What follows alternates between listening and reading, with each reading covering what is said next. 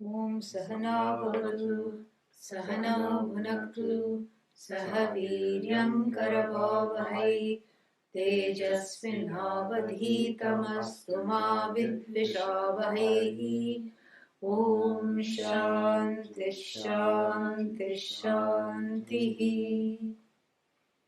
So the only knowledge that leaves no residue, nothing to be done, nothing to be attained, nothing to be fulfilled, nothing to strive for, no pressure to do anything. After gaining which, that is the knowledge that is called Varishtha. The first reason why it is called Varishtha. It's Varishtha because compared to Aparavidya, the knowledge of objects, which leaves one totally incomplete, leaves one more ignorant than when one began. The knowledge of the Atma gives a sense of completion to the seeking. Where the seeker meets what is sought is Atma Vidya. In other places you don't meet what you seek. Yeah, this is very important. In other fields of knowledge, you want to become one with the body of knowledge. You don't. The teacher of microbiology, after teaching microbiology for 15 years, doesn't suddenly turn into a microbe, correct? Yeah, you don't become one with the object of the knowledge. And here in Brahma Vidya, what is the Shruti's promise? Brahmavid Brahmaiva Bhavati. The knower of Brahman, quote unquote, becomes Brahman. So when the person was ignorant, were they not Brahman? Yes, they were, but they did not know it. So therefore this becoming is as though it's not really becoming.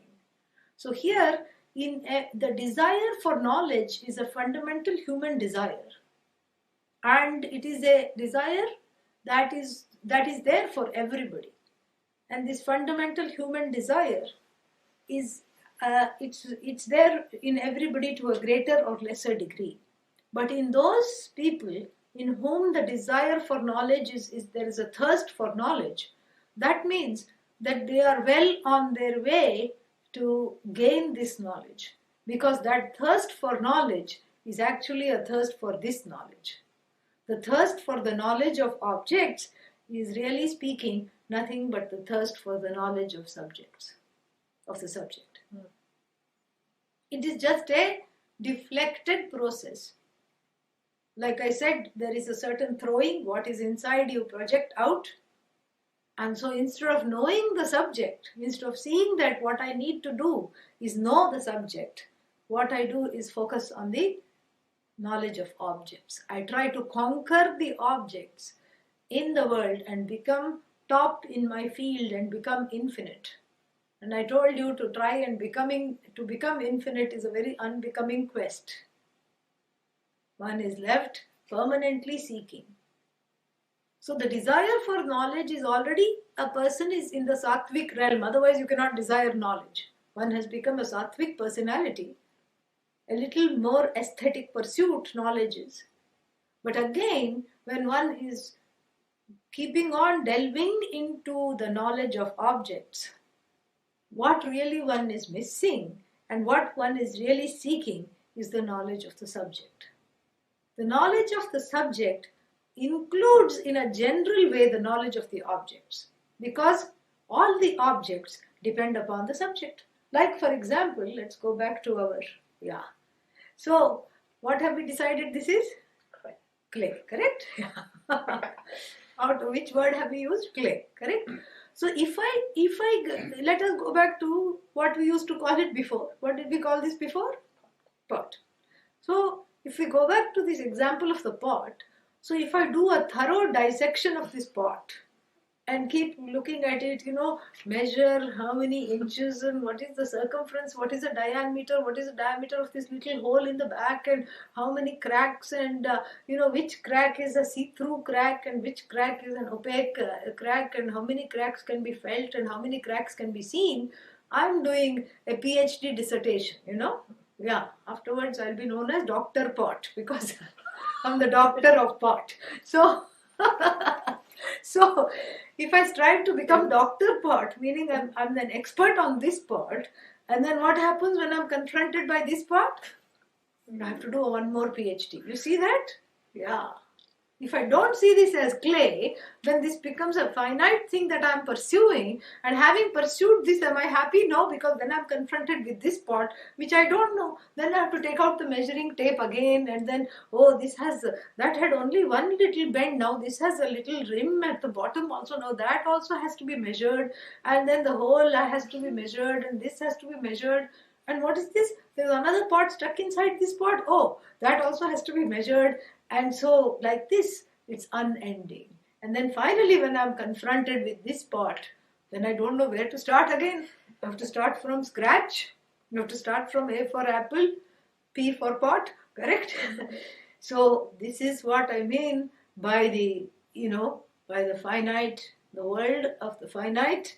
It will always leave. Actually, it is infinite, but I'm looking at it in a finite way.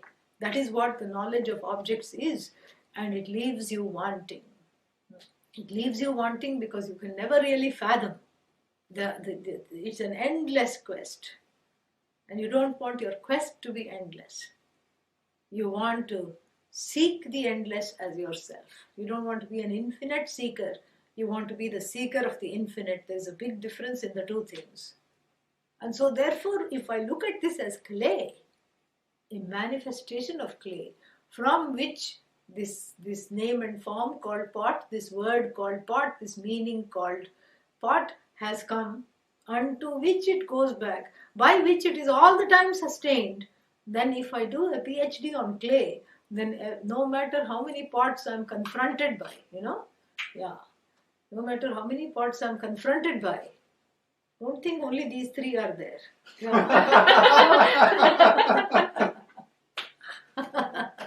Don't think only these three are there.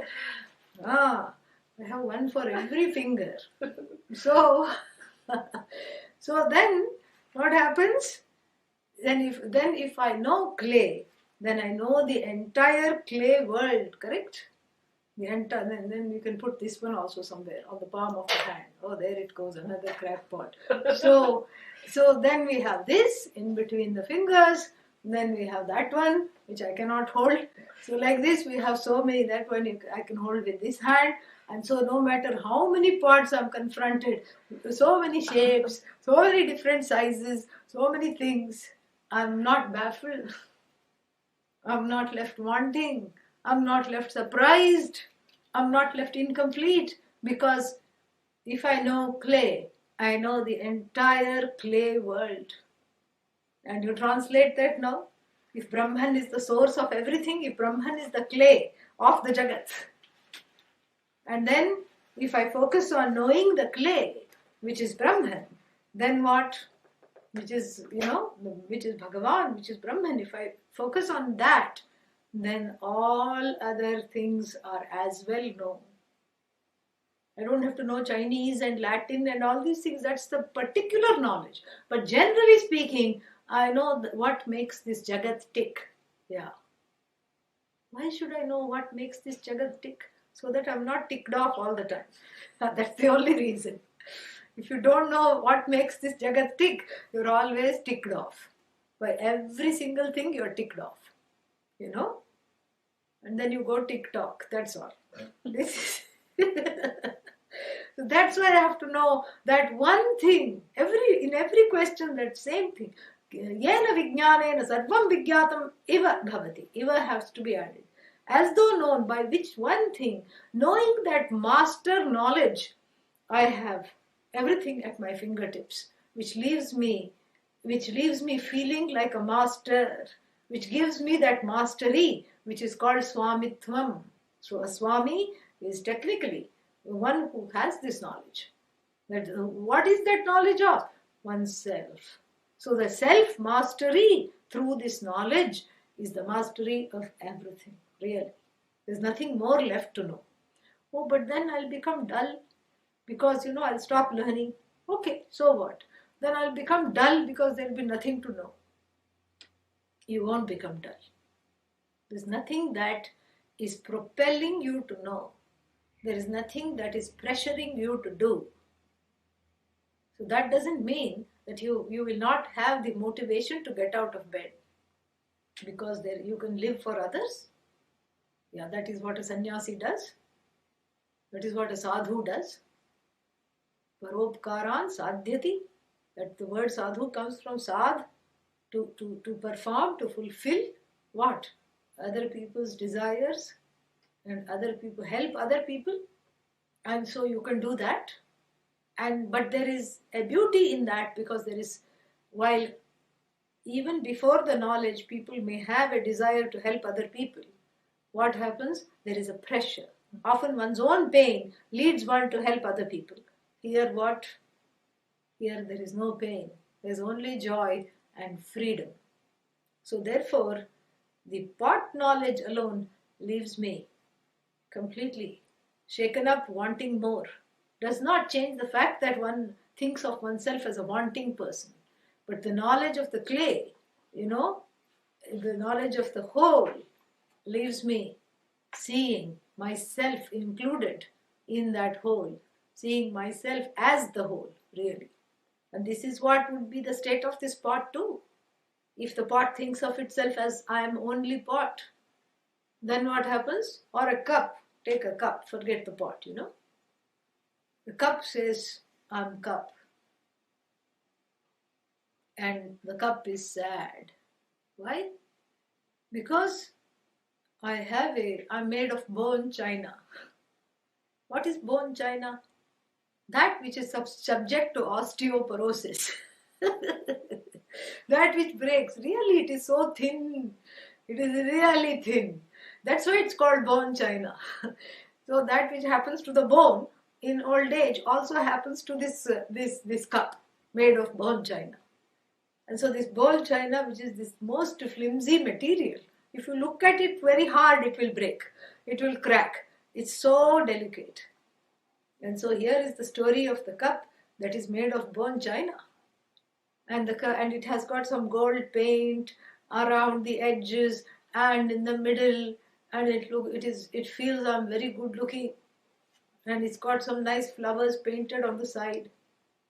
And it's very upset with the lady of the household, because the lady of the household, when she washes the cup, gives the poor cup, a lot of heart attacks, because she almost drops it, and she rubs it, and just makes so many, all that gilt edges, and that nice paint is wearing off, and the cup is extremely sad. The cup says, I'm not, what is this? I came all the way from China for this, to be treated like this.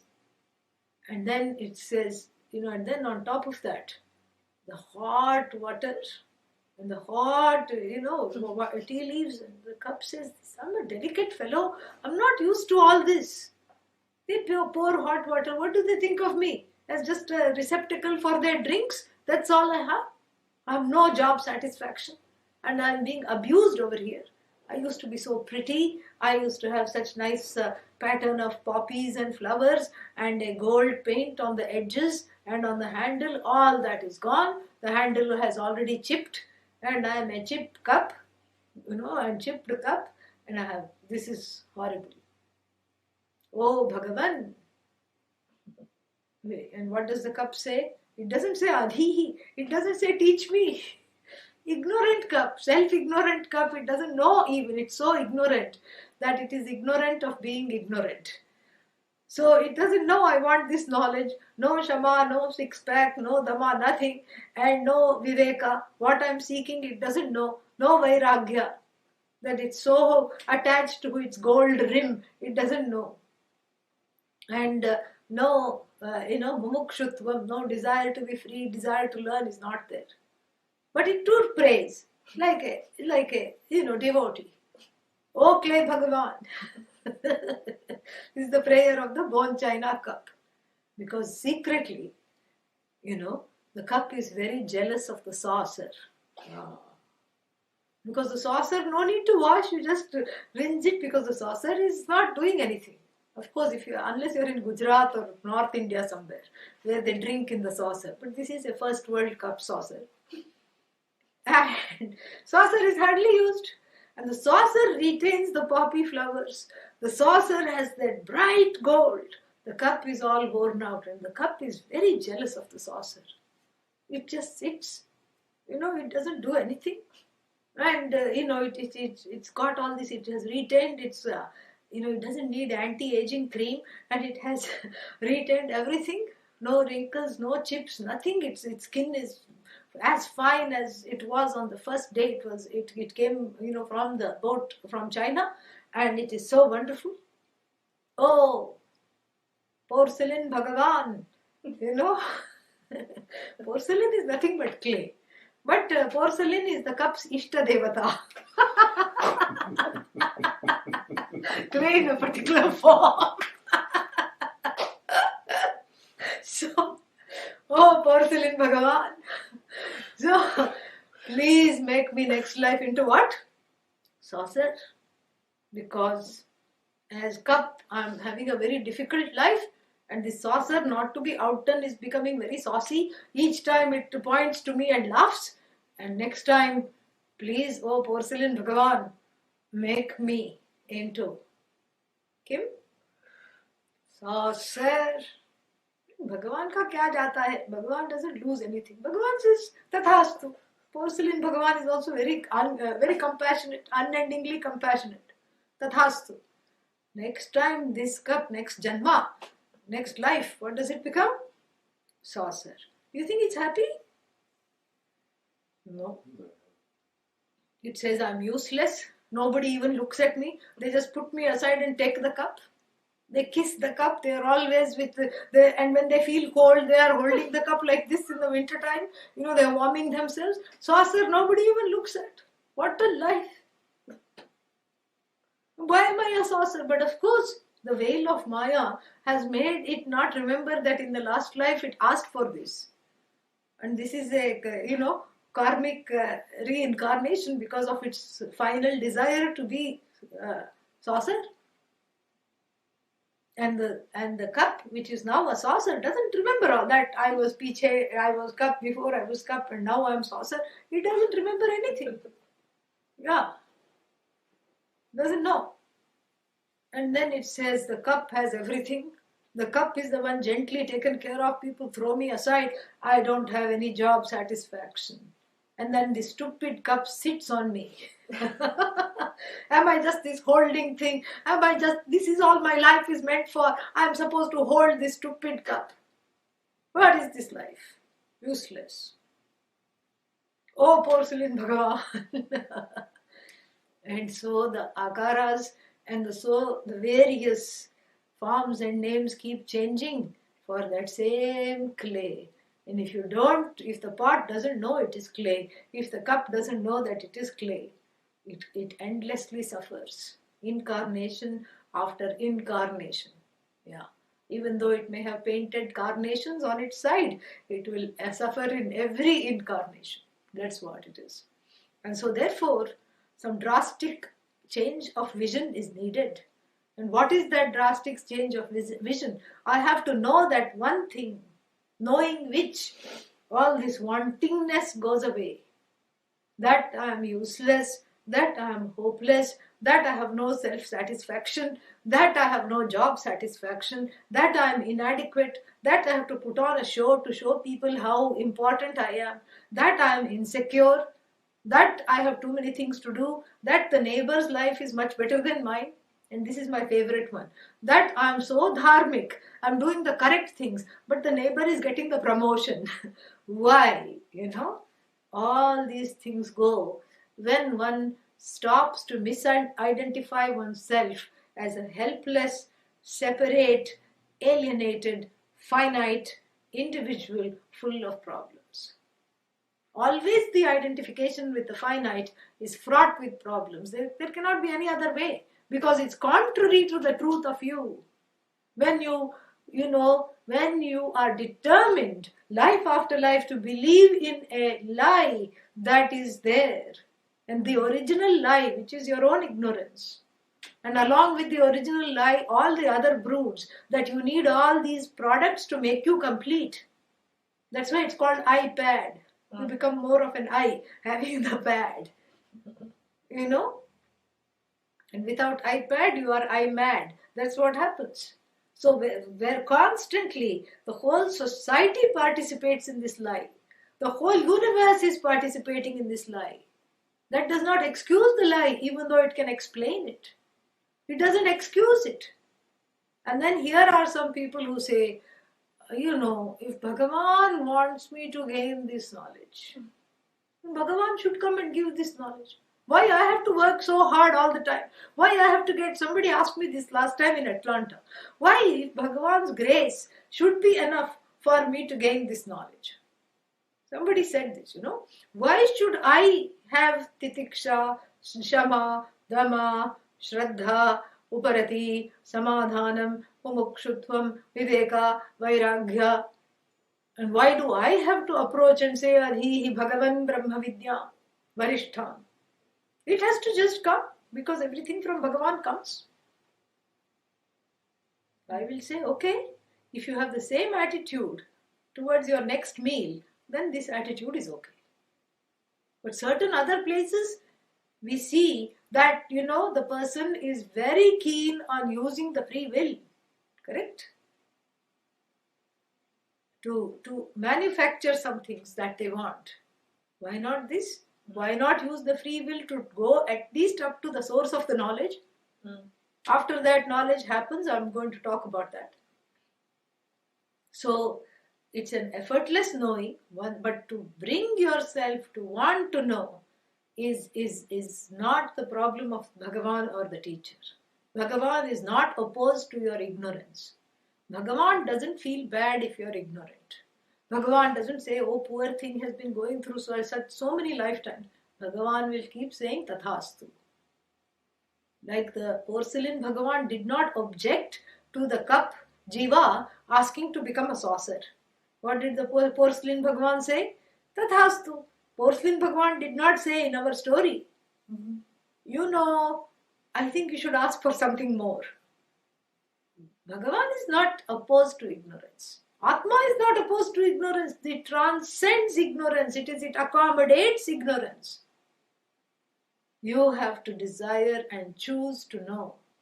That is why Vedanta is not like Jehovah's Witness.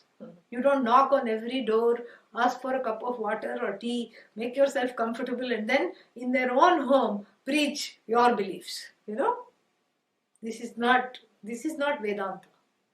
We don't have flyers by the wayside and all these things. And in fact, when this Advaita Academy people approached me and said, we are going to advertise your talks and we are going to do this, I said, no need. In the beginning, I said, no need. I had to be convinced. I said, no need. No, more people will come. I said, I don't care. Whoever comes is meant to come. It's okay. Then they said, no, this is the Western country. You have to do these things because this is how people know. And I just said, okay, do whatever you want, But really speaking, we have, this is not the way to, we don't try to attract students. We don't try to do this. And this is not something which is part of the Vedanta. It's in all the, that's why the Akhyayika, the story becomes very important, because the story illustrates that the teacher doesn't approach the student.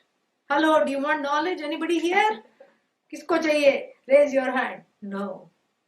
The student approaches the teacher because the student sees that there is a problem needing to be resolved. And there is a humility in this approach. Because I don't know and I think you know, so please teach me. There is a lot of humility in this approach. The teacher doesn't think there is a problem. Because that you are incomplete is not real, correct? And neither does the knowledge complete you.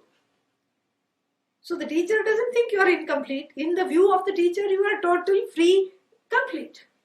But if you say, I have a problem, please teach me, madartham smara adhihi, please teach me like how you learnt. And then the teacher has to, craft a methodology where that which is not possible is made possible. Like the problem which is not there is seriously talked about hour after hour, and the problem which is not there is then solved. You see, resolved.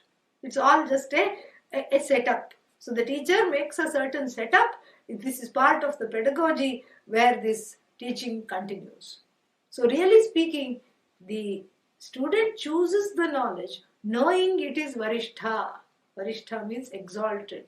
Knowing that only I will have a value for that.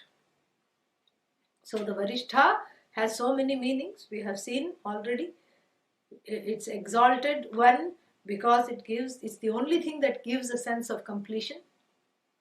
And the second reason, a related reason, it's exalted because it takes away anartha vratan visharati. It takes away all my wantingness, my inadequacy.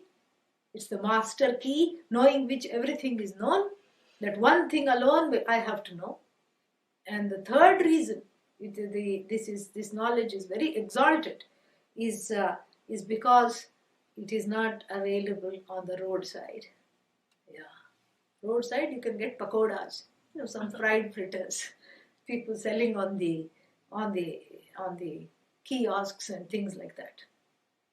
This is Varishtha, a very special and a most sacred knowledge which is available only to the most matured. And that is why you really cannot, even if you advertise Vedanta, only a few people will come. Really. Because those that have the value, those that have the qualifications to know that this is really what I want and I'm going to make the space in my life and get it somehow or the other. I'm going to do this. And, it is Varishtha because it is a very important knowledge, a very sacred knowledge that is not easily gained. Only a few people. How many students do you see around an exalted teacher like Adi Shankara? If you see the pictures, 4. Yeah. So, this is how it is. But what kind of students? Each one has written so many wonderful things. And so that is the thing. It's not the quantity. It's the quality of the pursuit. And that's what this is. And therefore it is Varishtha. And then what does he say? He knows even a few things. Varishtha means, why don't people come? Why don't people come for Vedanta? Why only few students? Is given in the next line. Sada sadbhihi sevyamanam. That vidya which is sevya means assimilated by, enjoyed by, served by, engaged in by. Who? Always Sat, who are the people who follow Dharma. The people who have the qualifications. They are also called Sat. And that's why it's called Satsang. It's not Satsang, okay? Yeah. Even though all you do is sit and sing, you still have to pronounce it Satsang. So, Sada Sadbhihi Sevyamanam. So the pursuer of Sat is also called Sat. Sat means that, the truth of everything. Sat, the only thing that exists, which is yourself. So the pursuer of Sat is also Sat. And when a lot of people come together who pursue Sat, it is called Satsang. Satsanga. And so here, Sada, always, at no time is this knowledge pursued by people whose main aim in life is conspicuous consumption. This is not a knowledge that's pursued by people who are happy being unhappy. I'm not really saying that. It's metaphorical. There are people who complain a lot about samsara. And I'm sure you have met some people. Oh, life is so difficult and I have to do so many things. Don't do that. No, how I cannot do them? I have to do them. Okay, do them. No, but how can I do them? Don't you see I'm just losing weight and becoming so weak and I have no help. So this is what I mean, being happily unhappy, addicted to that life of difficulty, not knowing how to drop it, and not having the wherewithal to think of it even as a possibility, that perhaps there is something in my vision that is making the world look so look to be of a terrifying color. Perhaps I need to change the lenses through which I am seeing this universe. Maybe it's not so ghora, terrifying. Maybe it is more benign than I think. Maybe it is all right. Maybe the problem is in my vision. People who don't know this will not come to this knowledge. So people who know this have three kinds of anugraha. The people who are taking the study of Kaivalya Upanishad is not an ordinary Upanishad. It's for the really mature people. So people, if you find yourself in the classroom today, by whatever, accident or planning, ultimately it's all Bhagavan only. So you can be sure to know that you have three kinds of grace in full measure.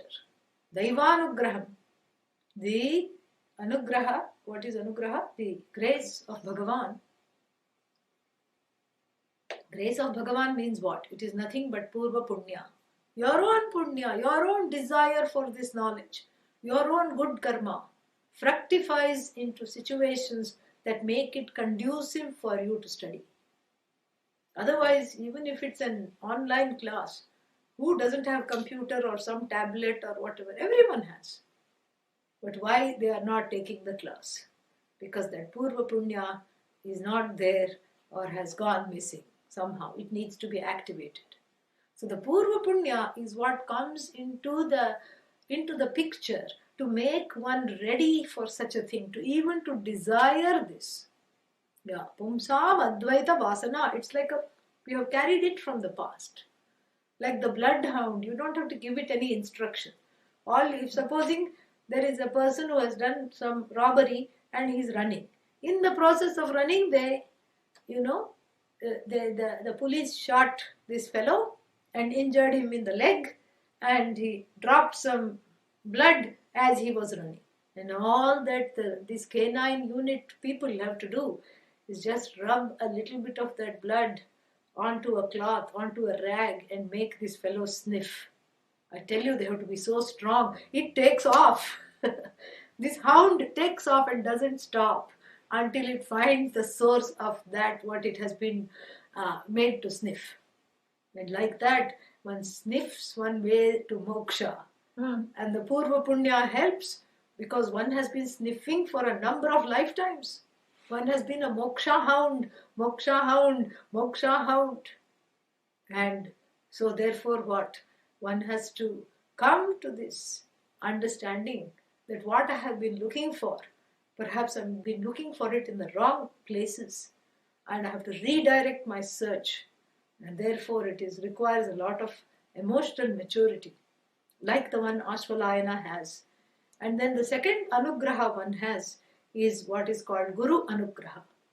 Because the teacher will not teach unless the teacher is satisfied. The traditional teacher, even today in India, will not teach unless the teacher is satisfied that the student is serious about the pursuit. Yeah. Like I said, this is Kali Yuga. Nowadays, what do? We gain the qualifications along with the knowledge. That's why we have to keep studying the Upanishad, because the first Upanishad was spent gaining the qualifications. Maybe one of them. The second Upanishad was spent gaining another qualification and a little bit of the knowledge that's a little, like a carrot to keep me going. Carrot or carrot cake. And then the third Upanishad, I'm a little more with it so that I can understand. That is why so many different Upanishads have to triangulate and do this, CPR on various levels on this, on this jiva killed by desire. Really. Just to resurrect this and say, what are you thinking? You are not subject to death. Come back. Look at this. So that's why all the Upanishads have these nurses' caps on and the paramedic cap, and and they have to do CPR on this jiva. That's why it's a multi-pronged approach. That's why one Upanishad is not enough. Because sometimes one gains the knowledge along with the qualifications, thoda thoda, dhire dhire, little by little. You know, limpingly I study the Upanishads. Yeah, I drag myself, from one Upanishad to another, because by the time I study the sixth one, then it's time to study the first one again. Because the first one I was completely out of it, I didn't understand anything. And so Sada Sadbhihi Sevyamanam. So the second kind is Guru Anugraha, where the Guru, they always say in the Upanishad, the Guru should be pleased. There's no reason for the Guru to be displeased. Pleased means the Guru sees that you are an earnest and a serious student. That's all it is, So that's all it is. That earnestness comes through. And even in a place where I cannot see all of you, I can see, all I have to do is scroll up and down, and I know exactly who is here. I know that when they come, I know. When they don't come also, I know. Yeah, that's all is needed. So that earnestness is enough to make the teacher want to teach. And so final anugraha is the blessing that you give yourself to pursue this knowledge. That I deserve it. So some self-esteem, a modicum of self-esteem, which makes you say, I deserve to know the most exalted thing. I deserve to be that most worshipful and exalted thing that I seek. I really deserve this. I am in no way out of this. There is no reason for me not to know this. I will understand this. I will gain moksha. That blessing that one gives to oneself to take on this pursuit without other compunctions. That is the third way in which one is blessed. And the one who has these three blessings and graces in full measure is called Sat.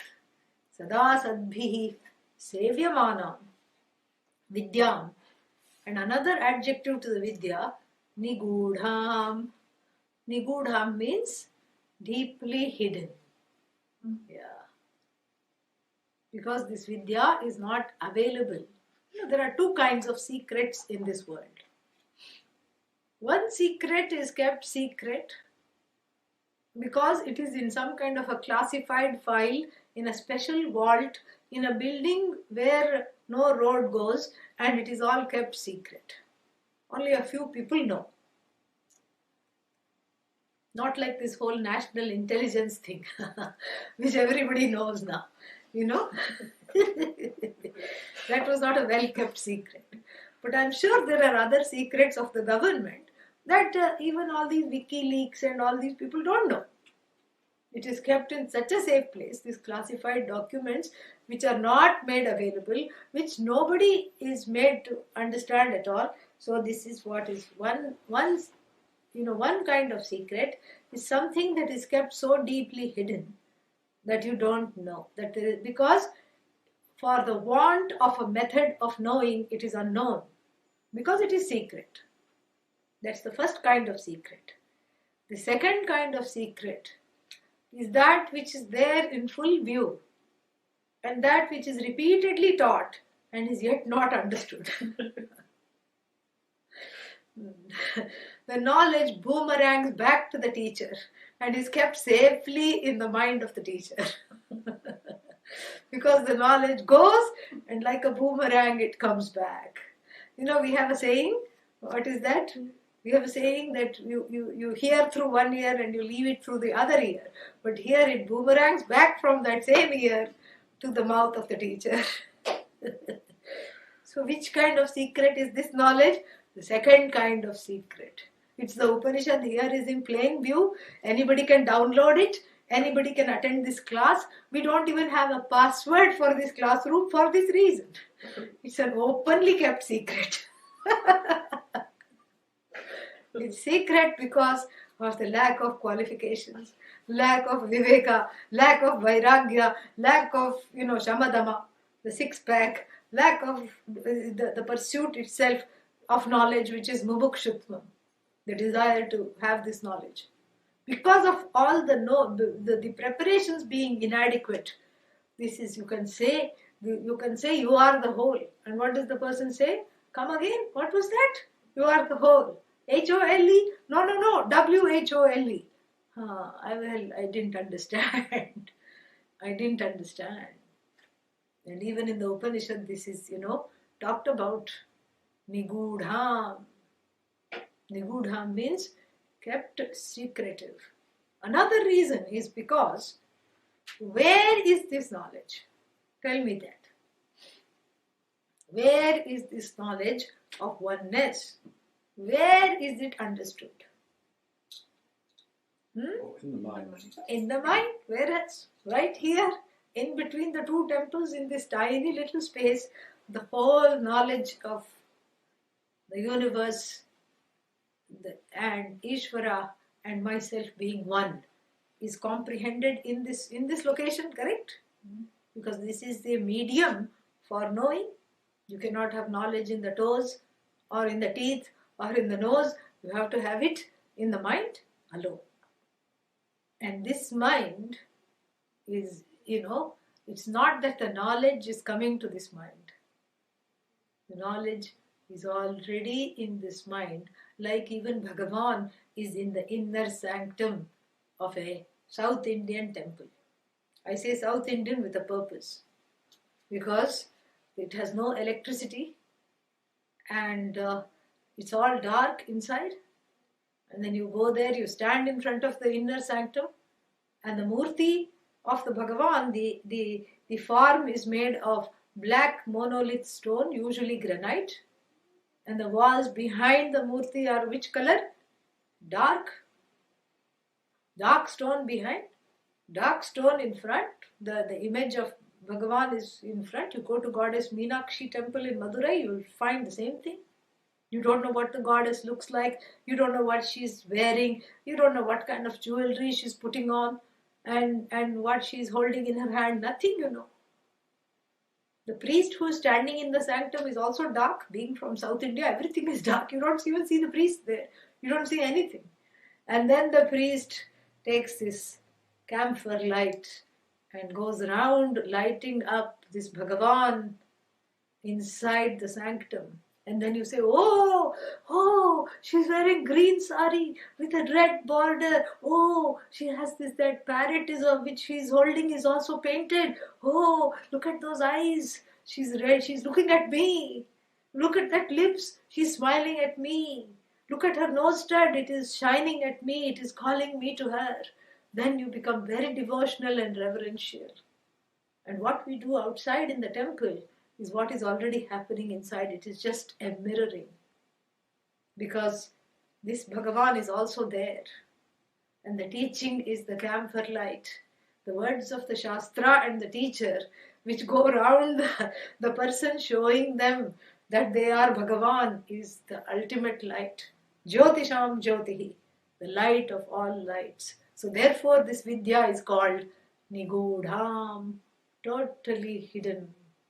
Not for a want of knowing, not for method of knowing, and not because it is not there, just because it is available in full view, it is you. But because of a lack of means of knowledge, which is the light of the Pramana in the form of the words of the Shruti, the Shastra and the teacher, which reveal to you your cosmic form, your oneness with everything. That is all it is waiting for. It is Nigudha until it is known. And this is why in the 9th chapter of the Bhagavad Gita, Bhagavan Krishna says, Raja Vidyam, Raja Guhyam, Aham Pravakshyami, Idantu te Pravakshyami. I'm going to tell you this big secret. And what is this secret? The secret is that the pot is clay, but clay is not pot. That is the secret. Pot is clay, lid is clay, cup is clay, saucer is clay. Everything is clay, but clay is uniquely itself. It is not any one thing. So similarly, everything is Brahman. Brahman itself, free of attributes, free of afflictions, free of wants, free of all names, free of all forms.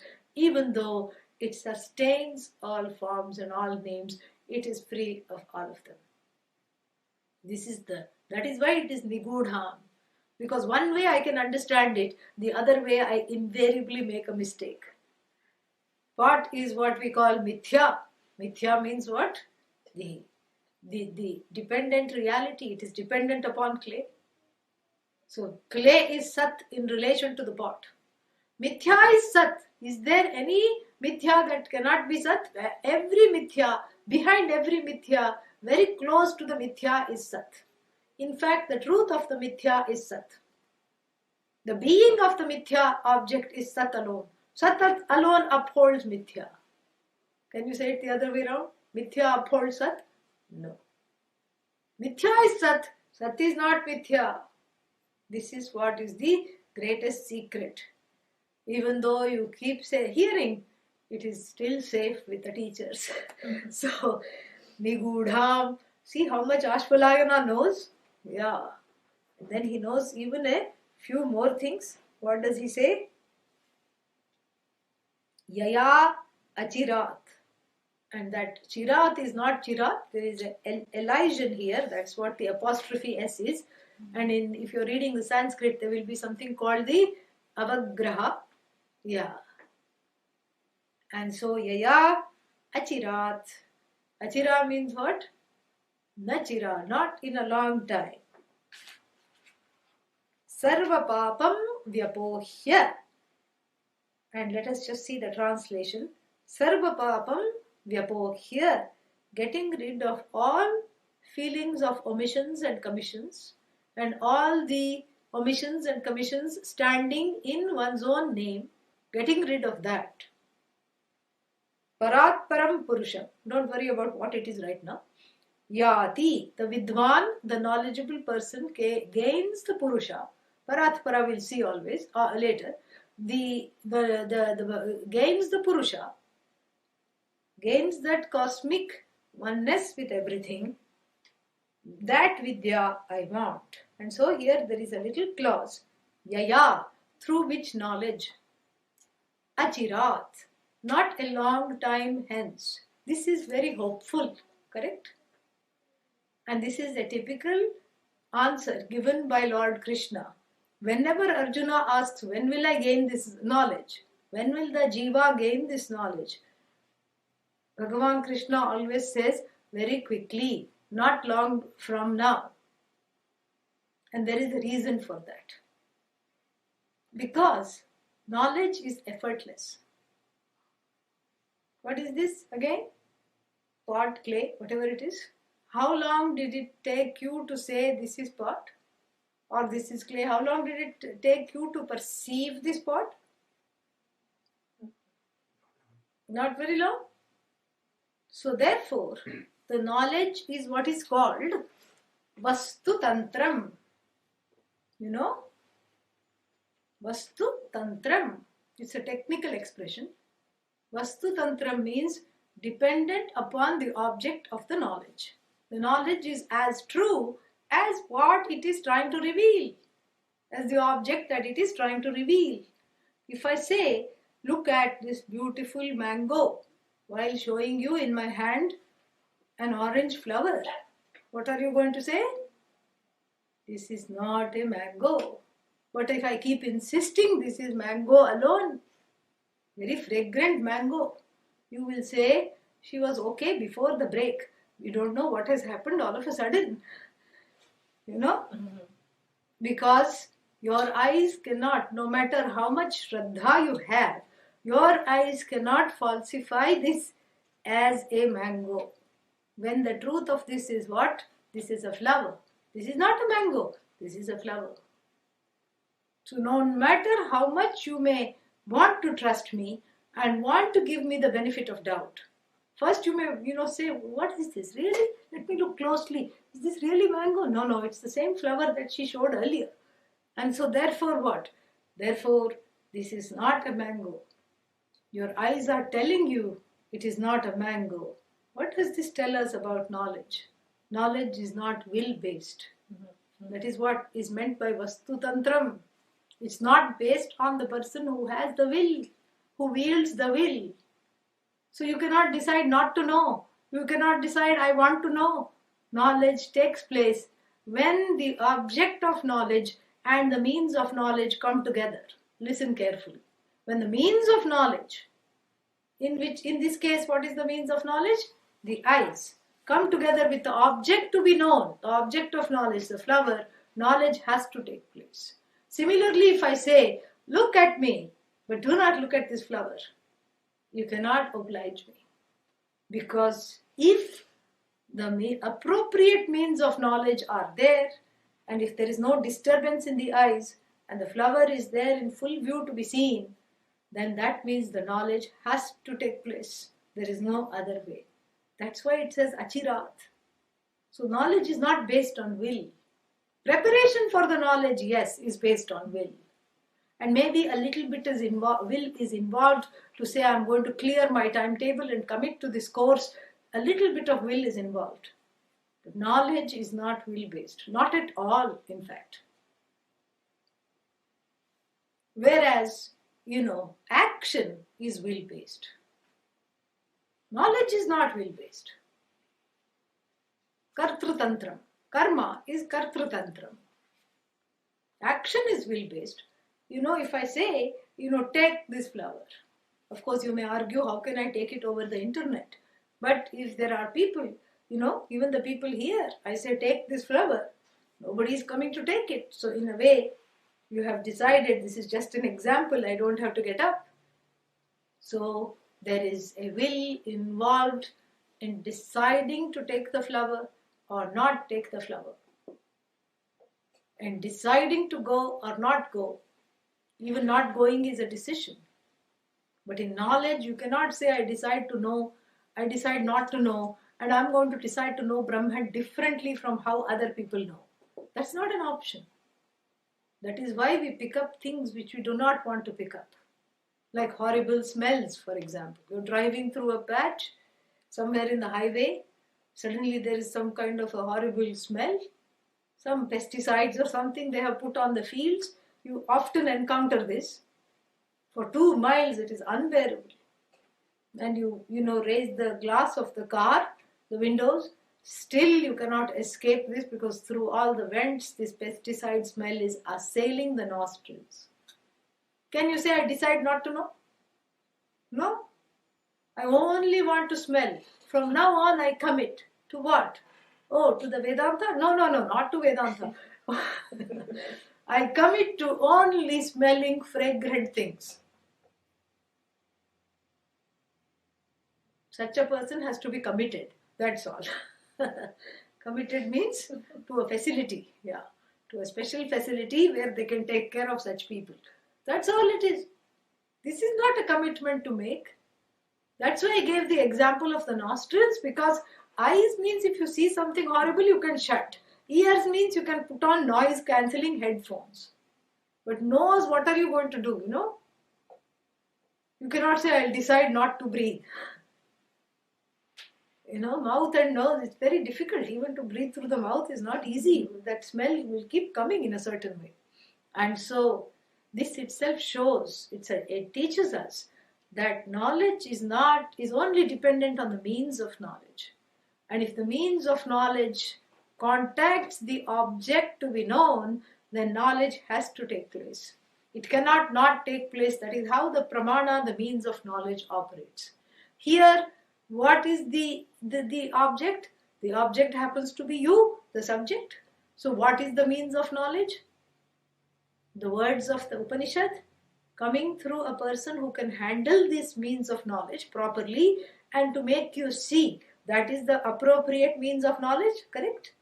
And so if you are there, when the means of knowledge is there, the knowledge has to take place. Yes, the mind can be elsewhere. That is why we need Shama. Do you see now why we need Shama? Yeah. So the mind has to be brought into focus, and the Karana the mind has to be a clean receptacle. It has to be cleared of all the previous notions and infrastructure. That is why so much Viveka, Vairagya. That is why the stable Seva, the cow stable in the Upanishads, so that the mind becomes stable after being with the cows. Yeah. You also start having a bucolic quality. You become docile like the cows. You become receptive and you become relaxed because you're not in a hurry to go anywhere.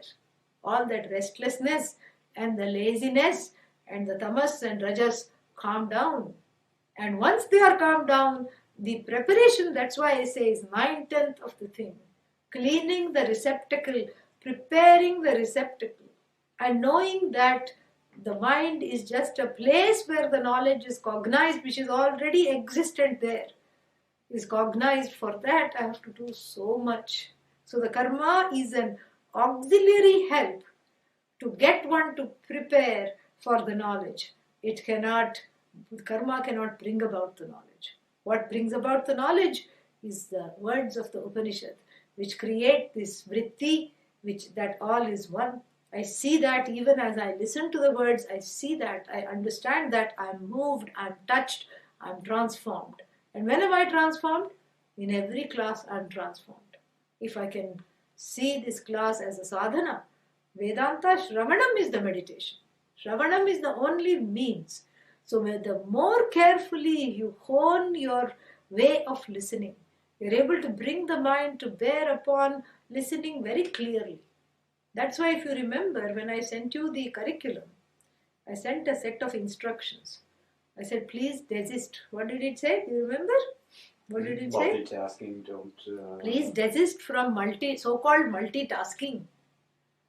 Playing games, Skyping, wiping, whatever you do, on the internet, and doing other things, browsing the internet, etc. That is why, because that focus is lost. That's why I also say that I will make time for questions. And if you start thinking of the question and typing the question, the words are gone, It's like in the Upanishad there is a story of a blind man having lost his way. And he comes upon there was some event in the palace and he doesn't know how to go from the palace fort back to the village. And he comes upon the sentry who's guarding the fort. And the sentry says, I cannot leave my post and take you to the village because I don't get off work for another several hours. But I can help you in one way. And he leads him along with the hands to the wall. And he says, keep feeling the wall. Hug the wall and keep feeling the wall. And when you come across a space, that means that is the doorway to the other side. You will encounter some stairs, get down the stairs, and then anybody will guide you to the village. That's where the village is. And the blind man says, okay. And half an hour later comes upon the sentry again. Oh dear sir, I feel like somebody is standing here. Can you please guide me to the village? The sentry says, are you mad or what? I just gave you instructions. I told you to keep feeling the wall. Did you not follow the instruction? What did the man say? I followed the instruction, but I'm still here. How? Did you at any time stop and, take your hands away from the wall? He says, yeah, I suddenly had an itch. I stopped to itch it, and then, that's when the doorway came. He was keeping on walking and scratching himself, and he missed the doorway. And what is that scratching? Multitasking. That is what is the scratching. You may miss the main thing. The doorway to the oneness may be missed. So we have to hone in the ability to listen carefully is itself takes such a lot of care to develop. And one has that ability. That is called samadhanam, that listening so carefully to each and every word. That is what is the saving grace, because that's the only way to gain this knowledge. And so, yaya, achirat. Achirat has, is what we are talking about here. Nachira. Very quickly, if I'm able to listen, the knowledge doesn't take time, just as how little it takes to see this flower. That is how soon the knowledge of the oneness I can see. Because if the receptacle is ready, if the means of knowledge is proper, then the knowledge definitely has to take place. This should give us a lot of hope. Sarva papam vyapohya. Having got rid of all the papas, What is papa here? The effects of not so good karma. Yeah. And here by inference it means punya also. Good karma also becomes a golden shackle whereby one is born as a scion of someone owning an oil mill. You know what is the use? No use. You're born with a golden shackle and and you're born in comfort, but no mumukshutvam, not blessed by mumukshutvam. And so that is of no use. So papa also becomes golden shackle. So here ultimately one is not looking to gain either punya or papa, but to be free from the identification of the one as the doer of actions that bring on punya and papa. Here we have a beautiful model. This whole thing is a model. And what is this model? The model is there is such a thing called dharma. And this dharma is nothing other than the manifestation of Bhagavan. And as long as you identify as the doer, you have to do only things which are in keeping with the cosmic laws of dharma. If you violate those laws of dharma, what will happen? They will bring certain repercussions, and the flip side of the law of dharma is the law of karma. So that means when you go against these laws, you will reap certain things. So if you go along with the laws and if you do good actions that are in keeping with the laws, you will reap good results. And bad actions, you will reap bad results. This is the model. Like the training wheels on a child's bicycle, the person is taught to maneuver and steer on the path of dharma. The person is taught to drive. It's a driving lesson because the person is very driven, wants to keep doing. Okay, do, but do it properly. Here are the parameters and here are the consequences. So keep to dharma, keep on the road of dharma, learn to balance yourself. And when this child, this baby jiva, learns to balance itself, then the same Veda, the first portion which gave the training wheels in the Upanishad, takes away the training wheels and sets the person free. What dharma, what karma, ko vidhihi, ko nishedha. What is there to do, what is there not to do? In fact, you are not the doer at all. So you see, the whole rubric of I am a doer and I have to do certain things is just in keeping with the self-ignorance that regards oneself as a finite producer of actions. And the first portion of the Veda, reinforces that because the person is not able to see otherwise. And for the stray few who graduate into the second portion and says, what is this doing? Who is the doer? What is this source of papa punya? How do I get free of all this? And for the one who questions the doing, the doer itself is falsified. Yeah. Kshiyante cha asya karmani tasmin drishte paravare.